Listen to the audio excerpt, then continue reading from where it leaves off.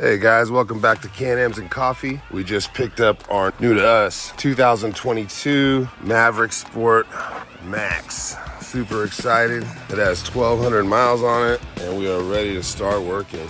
Just got these Milwaukee mounts. About to put those in, put on the new frog skin. But besides that, it's pretty much stock. We're about to do a full build series on our channel, going through everything, suspension, wheels, tires, lighting, sound system. We're about to take the roof off, paint the cage for now, get a custom cage down the road, change the front seats out, maybe all the seats, clutch kit. I'm really excited for this to be a great build series for the channel. Talking to some brand partners to put together everything we can for the build. I think it'll be really fun. We'll be spending a lot of time out at Pismo and Oceano Dunes out there, and then spending a lot of time up on the trails at Hollister Hills. We got a chance last weekend to take it to Pismo. There'll be some footage of that on the channel. More to come. Just wanted to show you guys the new rig, and we'll be doing a full build over the next 2 months.